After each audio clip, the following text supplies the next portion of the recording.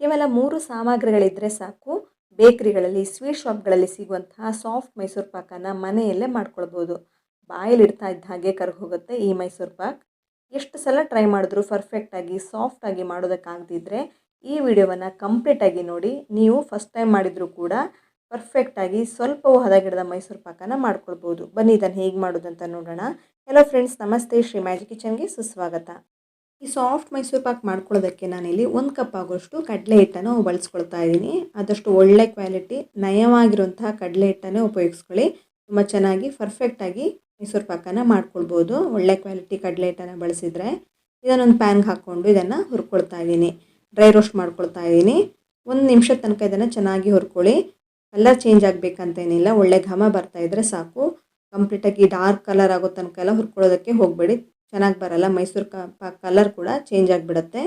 ಲೈಟಾಗಿ ಘಮ ಬರ್ತಾ ಇದೆ ಅನ್ನುವಾಗ ಗ್ಯಾಸ್ ಫ್ಲೇಮನ್ನು ಆಫ್ ಮಾಡಿಕೊಂಡು ಇದನ್ನೊಂದು ಪಾತ್ರೆಗೆ ಟ್ರಾನ್ಸ್ಫರ್ ಮಾಡ್ಕೊಳ್ತಾ ಇದ್ದೀನಿ. ಸ್ವಲ್ಪ ಅಗಲವಾದಂತಹ ಪಾತ್ರೆಗೆ ಇದನ್ನು ಸೇರಿಸ್ಕೊಳ್ಳಿ. ಈ ಮೈಸೂರು ಪಾಕ್ ಮಾಡ್ಕೊಳ್ಳೋದಕ್ಕೆ ನಾನು ತುಪ್ಪವನ್ನು ಬಳಸ್ತಾ ಇಲ್ಲ, ಆದರೆ ಎಣ್ಣೆನ ಉಪಯೋಗಿಸ್ಕೊಳ್ತಾ ಇದ್ದೀನಿ.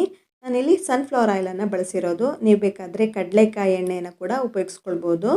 ನಾನಿಲ್ಲಿ ಎಣ್ಣೆನ 1 ಕಪ್ ಆಗೋಷ್ಟು ಈ ಕಡಲೆ ಹಿಟ್ಟಿಗೆ ಹಾಕಿಬಿಟ್ಟು ಮಿಕ್ಸ್ ಮಾಡ್ಕೊಳ್ತಾ ಇದ್ದೀನಿ. ಈ ರೀತಿ ಚೆನ್ನಾಗಿ ಮಿಕ್ಸ್ ಮಾಡ್ಕೊಳ್ಳಿ. ಒಂದು ಸ್ವಲ್ಪನೂ ಗಂಟಿಲ್ದಾಗೆ ಉಂಡೆ ಉಂಡೆ ಏನು ಇದ್ದರೂ ತಕ್ಕೊಳ್ತಾ ನೋಡಿ. ಈ ರೀತಿ ಚೆನ್ನಾಗಿ ಇದನ್ನು ಮಿಕ್ಸ್ ಮಾಡ್ಕೊಳ್ಬೇಕು. ಈ ರೀತಿ ಕ್ರೀಮಿಯಾಗಿರೋಂಥ ಒಂದು ಮಿಶ್ರಣವನ್ನು ರೆಡಿ ಮಾಡ್ಕೊಂಡು ಇಟ್ಕೊಂಡಿರ್ತೀನಿ. ಈ ಮೈಸೂರು ಪಾಕನ್ನು ಮಾಡಿದ ನಂತರ ಕೂಡಲೇ ಮಿಶ್ರಣ ರೆಡಿ ಆಗುತ್ತಲ್ಲ, ಮೈಸೂರು ಪಾಕ್ ಮಿಶ್ರಣ, ಅದನ್ನೀಗ ಒಂದು ಪಾತ್ರೆಗೆ ಸೇರಿಸ್ಕೊಳ್ಬೇಕು. ಹಾಗಾಗಿ ನಾನು ಮೊದಲಿಗೆ ಈ ರೀತಿ ಒಂದು ಪಾತ್ರೆಯಾಗೆ ಎಣ್ಣೆಯನ್ನು ಸವರಿಟ್ಕೊಳ್ತಾ ಇದ್ದೀನಿ. ಆದಷ್ಟು ಆಳವಾಗಿರುವಂಥ ಡೀಪ್ ಆಗಿರುವಂಥ ಪಾತ್ರೆನೇ ಉಪಯೋಗಿಸ್ಕೊಳ್ಳಿ. ನಾನೀಗ ಒಂದು ಕೇಕ್ ಟಿನ್ನನ್ನು ಬಳಸಿದ್ದೀನಿ. ಈ ರೀತಿ ಪಾತ್ರೆ ಇದ್ದರೆ ಉಪಯೋಗಿಸ್ಕೊಳ್ಳಿ, ಇಲ್ಲಾಂದರೆ ಬಟ್ಲಿದ್ರೂ ಆಗುತ್ತೆ. ಸ್ವಲ್ಪ ಆಳವಾಗಿರಬೇಕು ಅಷ್ಟೇ. ತುಂಬ ಚೆನ್ನಾಗಿ ಪರ್ಫೆಕ್ಟಾಗಿ ಬೇಕರಿಯಲ್ಲಿ ಸಿಗುವಂಥ ಟೆಕ್ಸ್ಚರೇ ಬರುತ್ತೆ. ಅದನ್ನು ಎಣ್ಣೆಯನ್ನು ಒರೆಸ್ಬಿಟ್ಟು ಸೈಡಲ್ಲಿ ಇಟ್ಟಿರ್ತೀನಿ. ಈಗ ಒಂದು ದಪ್ಪ ತಳದ ಪಾತ್ರೆಗೆ 2 ಕಪ್ ಆಗೋಷ್ಟು ಸಕ್ಕರೆಯನ್ನು ಹಾಕ್ಕೊಳ್ತಾ ಇದ್ದೀನಿ. ನಾನು 1 ಕಪ್ ಕಡಲೆ ಹಿಟ್ಟಿಗೆ 2 ಕಪ್ ಆಗೋಷ್ಟು ಸಕ್ಕರೆನ ಸೇರಿಸ್ಕೊಂಡಿದ್ದೀನಿ. ಹಾಗೆ 1 ಕಪ್ ಆಗೋಷ್ಟು ನೀರನ್ನು ಇದಕ್ಕೆ ಹಾಕ್ಕೊಳ್ತಾ ಇದ್ದೀನಿ. ಜಾಸ್ತಿ ನೀರನ್ನು ಹಾಕ್ಕೊಳ್ಳೋದಕ್ಕೆ ಹೋಗಬೇಡಿ. 2 ಕಪ್ ಸಕ್ಕರೆಗೆ 1 ಕಪ್ ಆಗೋಷ್ಟು ನೀರನ್ನು ಹಾಕ್ಕೊಂಡ್ರೆ ಸಾಕಾಗುತ್ತೆ.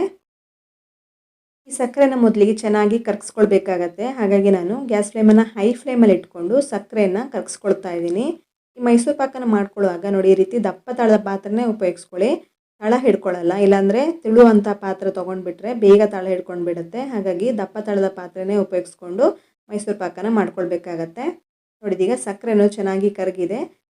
ಸಕ್ಕರೆ ಚೆನ್ನಾಗಿ ಕರಗಿದ ನಂತರ ನಾನು ಗ್ಯಾಸ್ ಫ್ಲೇಮನ್ನು ಮೀಡಿಯಮ್ ಫ್ಲೇಮಲ್ಲಿ ಇಟ್ಕೊಂಡಿರ್ತೀನಿ. ನೋಡಿದೀಗ ಸಕ್ಕರೆ ಪಾಕ ರೆಡಿ ಆಗ್ತಾ ಇದೆ. ಸಕ್ಕರೆ ನೀರು ಅನ್ನೋದು ಚೆನ್ನಾಗಿ ಕುದೀತಾ ಇದೆ. ಈ ಹಂತದಲ್ಲಿ ಸಕ್ಕರೆ ಪಾಕ ರೆಡಿಯಾಗಿದೆ ಇಲ್ವಾ ಅಂತ ಚೆಕ್ ಮಾಡಿ ನೋಡ್ಕೊಳ್ಬೇಕಾಗತ್ತೆ. ಒಂದೆಳೆ ಪಾಕ ಮಾಡ್ಕೊಳ್ತಾ ಇದ್ದೀನಿ ಈ ಮೈಸೂರು ಪಾಕ್ ಮಾಡ್ಕೊಳ್ಳೋದಕ್ಕೆ. ನಾನಿಲ್ಲಿ ಈ ರೀತಿಯೂ ಚೆಕ್ ಮಾಡಿ ನೋಡ್ಬೋದು. ನೋಡಿ, ಸೌಟಿಂದ ಎತ್ತು ನೋಡಿದ್ರೆ ಒಂದೆಳೆ ಪಾಕ ಥರ ಬರಬೇಕು. ಇಲ್ಲಾಂದರೆ ನೋಡಿ ಈ ರೀತಿ ಒಂದು ಸ್ಟ್ರಿಂಗ್ ಕನ್ಸಿಸ್ಟೆನ್ಸಿ ಅಂತಿರಲ್ಲ, ಆ ರೀತಿ ಮಾಡ್ಕೊಳ್ಬೇಕಾಗತ್ತೆ. ಒಂದು ಲೈನ್ ಥರ ಫಾರ್ಮ್ ಆಗಬೇಕು. ಈ ರೀತಿ ಒಂದೆಳೆ ಪಾಕ ಬಂದರೆ ಸಾಕು. ನೋಡಿ, ಈಗ ಮೊದಲಿಗೆ ರೆಡಿ ಮಾಡ್ಕೊಂಡು ಇಟ್ಕೊಂಡಿದ್ದೀನಲ್ಲ ಕಡಲೆ ಹಿಟ್ಟು ಹಾಗೂ ಎಣ್ಣೆಯ ಮಿಶ್ರಣವನ್ನೀಗ ಸೇರಿಸ್ಕೊಳ್ತಾ ಇದ್ದೀನಿ. ನೋಡಿ, ಮೊದಲಿಗೆ ನಾನು ಎಣ್ಣೆನ ಸೇರಿಸ್ಕೊಂಡಿರೋದ್ರಿಂದ ಈ ರೀತಿ ಹಾಕ್ಕೊಂಡಾಗ ಗಂಟಾಗಲ್ಲ. ಡೈರೆಕ್ಟಾಗಿ ನೀವು ಕಡಲೆ ಹಿಟ್ಟನ್ನು ಹಾಕ್ಕೊಂಡ್ಬಿಟ್ರೆ ಗಂಟಾಗುತ್ತೆ. ಅದನ್ನು ತಕ್ಕೊಳ್ಳೋದಕ್ಕೂ ಕೂಡ ಕಷ್ಟ ಆಗುತ್ತೆ. ಕಡಲೆ ಹಿಟ್ಟಿಗೆ ಹಾಕ್ಕೊಂಡು ರೆಡಿ ಮಾಡ್ಕೊಂಡು ಇಟ್ಕೊಂಡಿರ್ತೀನಿ, ಆವಾಗ ಈಸಿ ಆಗುತ್ತೆ.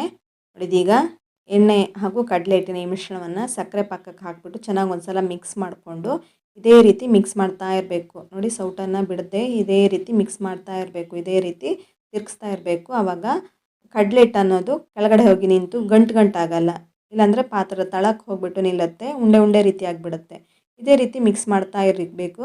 ಸ್ವಲ್ಪ ಹೊತ್ತಿನ ನಂತರ ಇದು ಚೆನ್ನಾಗಿ ಬಿಸಿ ಆಗಿಬಿಟ್ಟು ಕುದಿಯೋದಕ್ಕೆ ಸ್ಟಾರ್ಟ್ ಆಗುತ್ತೆ. ನೋಡಿ, ಈ ರೀತಿ ಗುಳ್ಳೆ ಗುಳ್ಳೆ ಬಬಲ್ಸ್ ರೀತಿ ಬರೋದಕ್ಕೆ ಸ್ಟಾರ್ಟ್ ಆಗುತ್ತೆ. ಆವಾಗ ನಾನು ಇನ್ನೊಂದು ಕಪ್ ಆಗೋಷ್ಟು ಎಣ್ಣೆ ತೊಗೊಂಡು ಸ್ವಲ್ಪ ಎಣ್ಣೆನ ಹಾಕ್ಕೊಳ್ತಾ ಇದ್ದೀನಿ. ಮೊದಲಿಗೆ 1 ಕಪ್ ಎಣ್ಣೆಯಲ್ಲಿ 1/4 ಕಪ್ ಆಗೋಷ್ಟು ಎಣ್ಣೆನ ಸೇರಿಸ್ಕೊಂಡು ಇದೇ ರೀತಿ ಮಿಕ್ಸ್ ಮಾಡ್ಕೊಳ್ತಾ ಇದ್ದೀನಿ. ಈ ಎಣ್ಣೆನೆಲ್ಲ ಚೆನ್ನಾಗಿ ಹೀರ್ಕೊಳ್ಬೇಕು. ಈ ಮಿಶ್ರಣ ಅನ್ನೋದು ಕಡಲೆ ಹಿಟ್ಟಿನ ಮಿಶ್ರಣ ಎಣ್ಣೆನೆಲ್ಲ ಚೆನ್ನಾಗಿ ಹೀರ್ಕೊಂಡು ತಿರ್ಗಾ ಸ್ವಲ್ಪ ಡ್ರೈ ಅನಿಸುತ್ತೆ, ಆವಾಗ ಇನ್ನೊಂದು ಸ್ವಲ್ಪ ಎಣ್ಣೆನ ಹಾಕ್ಕೊಳ್ಬೇಕಾಗತ್ತೆ. ನೋಡಿ, ಈಗ ಎಣ್ಣೆನೆಲ್ಲ ಚೆನ್ನಾಗಿ ಹೀರ್ಕೊಂಡಿದೆ. ನೋಡಿ, ಸೈಡಲ್ಲೆಲ್ಲ ಎಣ್ಣೆ ಇತ್ತು ಆವಾಗ. ಇದೀಗ ಎಣ್ಣೆನೆಲ್ಲ ಹೀರ್ಕೊಂಡು ತಿರ್ಗಾ ಚೆನ್ನಾಗಿ ಕುದಿಯೋದಕ್ಕೆ ಸ್ಟಾರ್ಟ್ ಆಗಿದೆ. ನೋಡಿ, ಈ ರೀತಿ ಬಬಲ್ಸ್ ಬರೋದಕ್ಕೆ ಸ್ಟಾರ್ಟ್ ಆಗ್ತಾ ಇದೆ. ಇವಾಗ ಇನ್ನೊಂದು ಸ್ವಲ್ಪ ಎಣ್ಣೆನ ಹಾಕ್ಕೊಳ್ತಾ ಇದ್ದೀನಿ. ಇದೇ ರೀತಿ ಸ್ವಲ್ಪ ಎಣ್ಣೆನ ಹಾಕ್ಕೊಳ್ತಾ ಬನ್ನಿ. ಕಂಪ್ಲೀಟಾಗಿ ಇನ್ನೊಂದು ಕಪ್ ಆಗೋಷ್ಟು ಎಣ್ಣೆಯನ್ನು ಈ ರೀತಿ ಹಾಕ್ಕೊಳ್ಬೇಕಾಗತ್ತೆ. ಟೋಟಲಿ 2 ಕಪ್ ಆಗೋಷ್ಟು ಎಣ್ಣೆ ಬೇಕಾಗತ್ತೆ. 1 ಕಪ್ ಕಡಲೆ ಹಿಟ್ಟಿಗೆ 2 ಕಪ್ ಆಗೋಷ್ಟು ಎಣ್ಣೆ ಹಾಕ್ಕೊಂಡಿದ್ದೀನಿ. ಹಾಗೆ 2 ಕಪ್ ಆಗೋಷ್ಟು ಸಕ್ಕರೆಯನ್ನು ಕೂಡ ಸೇರಿಸ್ಕೊಂಡಿದ್ದೀನಿ. ನೋಡಿ, ಇದೀಗ ಇನ್ನೊಂದು ಸ್ವಲ್ಪ ಎಣ್ಣೆನ ಸೇರಿಸ್ಕೊಂಡಿದ್ದೀನಿ. ಇದೀಗ ಸ್ವಲ್ಪ ಶೈನಿಂಗ್ ಬರೋದಕ್ಕೆ ಸ್ಟಾರ್ಟ್ ಆಗಿದೆ. ಎಣ್ಣೆನೆಲ್ಲ ಹೀರ್ಕೊಳ್ಳುತ್ತೆ ಈ ಕಡಲೆ ಹಿಟ್ಟು ಅನ್ನೋದು. ನೋಡಿ ಈ ರೀತಿ ಸ್ವಲ್ಪ ಹೊತ್ತಿನ ನಂತರ ಇನ್ನೂ ಗಟ್ಟಿ ಆಗೋದಕ್ಕೆ ಸ್ಟಾರ್ಟ್ ಆಗುತ್ತೆ. ಎಣ್ಣೆನೆಲ್ಲ ಹೀರ್ಕೊಂಡು ಒಳ್ಳೆ ಶೈನಿಂಗ್ ಕೂಡ ಬರುತ್ತೆ, ಹಾಗೆ ಮಿಶ್ರಣ ಅನ್ನೋದು ಗಟ್ಟಿ ಆಗುತ್ತಾ ಬರುತ್ತೆ. ನೋಡಿ ಕಾಣಿಸ್ತಿರ್ಬೋದು ನಿಮಗೂ ಕೂಡ. ಇದೇ ರೀತಿ ಮಾಡ್ಕೊಳ್ಬೇಕಾಗತ್ತೆ. ನೋಡಿ ಇದೇ ರೀತಿ ಮಿಕ್ಸ್ ಮಾಡ್ತಾ ಇರಬೇಕು, ಇಲ್ಲಾಂದರೆ ಪಾತ್ರೆ ತಳವನ್ನು ಹಿಡಿಯುತ್ತೆ, ಹಾಗೆ ಉಂಡೆ ಉಂಡೆ ರೀತಿ ಆಗಿಬಿಡುತ್ತೆ, ಚೆನ್ನಾಗಿ ಬರಲ್ಲ. ತೊಗೊಂಡಂಥ 1 ಕಪ್ ಎಣ್ಣೆನ ಕಂಪ್ಲೀಟಾಗಿ ಹಾಕ್ಕೊಂಡಿದ್ದಾಗಿದೆ. ಈ ಮಿಶ್ರಣ ಅನ್ನೋದು ಗಟ್ಟಿಯಾಗಬೇಕು. ಇದೇ ರೀತಿ ಮಿಕ್ಸ್ ಮಾಡ್ತಾ ಇದ್ದ ಹಾಗೆ ಮಿಶ್ರಣ ಅನ್ನೋದು ಕೂಡ ಗಟ್ಟಿಯಾಗುತ್ತೆ. ಸ್ವಲ್ಪ ಹೊತ್ತು ಬಿಡದೆ ಇದನ್ನು ಮಿಕ್ಸ್ ಮಾಡಬೇಕು. ಸೌಟ ಇದೇ ರೀತಿ ತಿರ್ಗಿಸ್ತಾ ಇರಬೇಕಾಗತ್ತೆ, ಇಲ್ಲಾಂದರೆ ತಳ ಹಿಡ್ಕೊಂಡು ಬಿಡುತ್ತೆ. ನೋಡಿ ಇದೀಗ ಚೆನ್ನಾಗಿ ಗಟ್ಟಿಯಾಗೋದಕ್ಕೆ ಸ್ಟಾರ್ಟ್ ಆಗಿದೆ. ಪಾತ್ರದ ತಳ ಕಾಣಿಸ್ತಾ ಇದೆ. ಈ ರೀತಿ ಮಿಕ್ಸ್ ಮಾಡುವಾಗ ನೋಡಿ ಪಾತ್ರದ ತಳ ಕಾಣಿಸ್ತಾ ಇದೆ, ಹಾಗೆ ಲೈಟಾಗಿ ಸೈಡಲ್ಲಿ ಎಣ್ಣೆ ರಿಲೀಸ್ ಆಗೋಕ್ಕೆ ಸ್ಟಾರ್ಟ್ ಆಗಿದೆ. ಈ ರೀತಿ ಆಗಬೇಕು. ಸೌಟಿಂದ ಎತ್ತಿಬಿಟ್ರೆ ನೋಡಿ, ಈ ಮಿಶ್ರಣ ಎತ್ತಿಬಿಟ್ರೆ ರಿಬ್ಬನ್ ಕನ್ಸಿಸ್ಟೆನ್ಸಿಯಲ್ಲಿ ಬೀಳಬೇಕು, ಹಾಗೆ ಭಾರವಾಗಿ ಇದು ಬೀಳಬೇಕು. ಅಲ್ಲಿ ತನಕ ಇದೇ ರೀತಿ ಮಿಕ್ಸ್ ಮಾಡ್ತಾ ಇರಬೇಕು. ನೀವು ಮೊದಲಿಗೆ ಎತ್ತಿಬಿಟ್ರೆ ಇದನ್ನು ತೆಗೆದು ಸ್ವೀಟ್ ಟ್ರೇಗೆ ಹಾಕಿಬಿಟ್ರೆ ಪರ್ಫೆಕ್ಟಾಗಿ ಮಾಡ್ಕೊಳ್ಳೋದಕ್ಕಾಗಲ್ಲ. ಮೈಸೂರು ಪಾಕನ್ನು ಬೇಕ್ರಿಯಲ್ಲಿ ಸಿಗೋಂಥ ರೀತಿ ಮಾಡ್ಕೊಳ್ಳೋದಕ್ಕೆ ಆಗಲ್ಲ. ಈ ಸ್ಟೆಪ್ ಅಂತೂ ತುಂಬಾ ಇಂಪಾರ್ಟೆಂಟ್. ಯಾಕೆಂದರೆ ನೋಡಿ, ಈ ರೀತಿ ರಿಬ್ಬನ್ ಕನ್ಸಿಸ್ಟೆನ್ಸಿ ಬರದೆ ನೀವು ತೆಗೆದು ಸ್ವೀಟ್ ಟ್ರೇಗೆ ಹಾಕಿಬಿಟ್ರೆ, ಮೊದಲಿಗೆ ಇದನ್ನು ತೆಗೆದು ಸ್ವೀಟ್ ಟ್ರೇಗೆ ಹಾಕಿಬಿಟ್ರೆ ಪರ್ಫೆಕ್ಟಾಗಿ ಮೈಸೂರು ಪಾಕ್ ಬರಲ್ಲ. ಬೇಕ್ರಿಯಲ್ಲಿ ಸಿಗೋಂಥ ಟೆಕ್ಸ್ಚರ್ ಕೂಡ ಬರಲ್ಲ. ಈ ರೀತಿ ರಿಬ್ಬನ್ ಕನ್ಸಿಸ್ಟೆನ್ಸಿ ಬರಲೇಬೇಕು. ನೋಡಿ ಈ ರೀತಿ ಎತ್ತಿಬಿಟ್ರೆ ಭಾರವಾಗಿ ಬೀಳ್ತಾ ಇದೆ, ಆದರೆ ರಿಬ್ಬನ್ಸ್ ಕನ್ಸಿಸ್ಟೆನ್ಸಿಯಲ್ಲೇ ಬೀಳ್ತಾ ಇದೆ. ಈ ರೀತಿ ಬರೋ ತನಕ ನೀವು ವೆಯ್ಟ್ ಮಾಡಲೇಬೇಕು. ಇದೀಗ ನಾನು ಗ್ಯಾಸ್ ಫ್ಲೇಮನ್ನು ಆಫ್ ಮಾಡಿಬಿಟ್ಟು ಮೊದಲಿಗೆ ರೆಡಿ ಮಾಡ್ಕೊಂಡಂತಹ ಈ ಪಾತ್ರೆಗೆ ಈ ಮಿಶ್ರಣವನ್ನು ಇವಾಗ ಸೇರಿಸ್ಕೊಳ್ತಾ ಇದ್ದೀನಿ. ನೀವು ಕೂಡಲೇ ಇದನ್ನು ಹಾಕ್ಕೊಳ್ಬೇಕಾಗತ್ತೆ.